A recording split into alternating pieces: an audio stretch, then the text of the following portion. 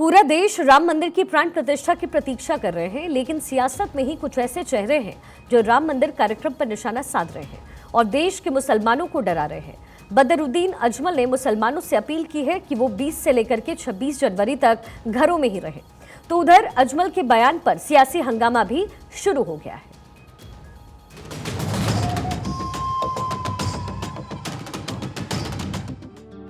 एक तरफ श्री प्रभु राम का भव्य मंदिर बन रहा है, पूरा देश प्रभु के स्वागत के लिए तैयार खड़ा है। हर कोई प्राण प्रतिष्ठा कार्यक्रम का इंतजार कर रहा है, लेकिन जाति और धर्म के नाम पर सियासत करने वाले लोगों की भावनाओं को भड़काने वाले लोग एक बार फिर से सक्रिय हैं।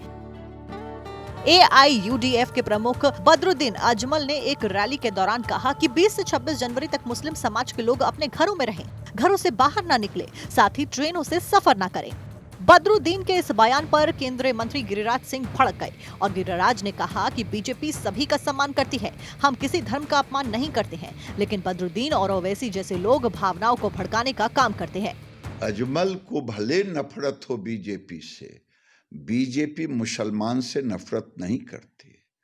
और आपने देखा होगा वो मुसलमानों को डराएं, धमकाएं, उनमें भ्रम पैदा करें, लेकिन इकबाल अंसारी जो राम जन्मभूमि के पिटिशनर थे, उनके पिताजी, वो जा रहे हैं और पूजा में भी सम्मिलित होंगे। भारतीय जनता पार्टी सर्वधर्म में भरोसा रखती है और सर्वधर्म का सम्मान करती है।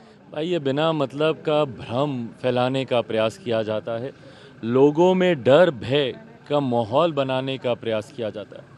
केंद्र सरकार का हमेशा प्रयास रहा है कि सबका साथ, सबका विकास, सबका विश्वास, इस सोच के साथ हम लोग आगे बढ़ने का काम कर रहे हैं। यकीनन ये एक बहुत बड़ा कार्य पूरा होने जा रहा है। ऐसे में किसी को आने जाने से रोकना ये गलत भ्रम फैलाने का प्रयास किया जाए। मेरा ये है, पहले तो आप किसी समुदाय के ना नेता हैं, ना धार्मिक नेता हैं, ना राजनीतिक नेता हैं। अपनी बात आप अपने लिए रखिए, अपनी पार्टी के लोगों से कहिए। अगर आपको लगता है कि 20 से 28 तक आपको घरों में रहना है तो रहिए। जहाँ तक इस देश की बात है, इस देश का कोई भी व्यक्ति किसी भी धर्म का हो, वो जो कानून से की हुई कार्रवाइयाँ हैं उसको मानता है। राम मंदिर के विषय में और बाबरी मस्जिद के जो आपस में विवाद हुआ था, उस पर ये बात दोनों पार्टियों ने तय की थी कि जो भी सुप्रीम कोर्ट तय करेगा उस बात को मान्य माना जाएगा। बदरुद्दीन अजमल, असदुद्दीन अवैसी, ये खुद को मुसलमानों के बहुत बड़े रहनुमा समझते हैं अपने आप। हालांकि ये दोनों वोट के दलाल हैं।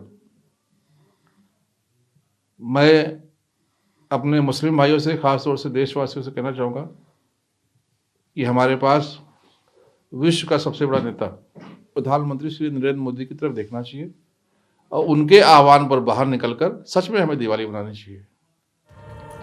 एक तरफ मुस्लिम समाज के लोग राम मंदिर का स्वागत कर रहे हैं, बाबरी मामले के पक्षकार रहे इकबाल अंसारी अयोध्या में पीएम मोदी पर फूल बरसा रहे हैं, तो वहीं दूसरी तरफ बदरुद्दीन जैसे लोग मुस्लिम समाज के लोगों को भड़काने की कोशिश में लगे हुए हैं।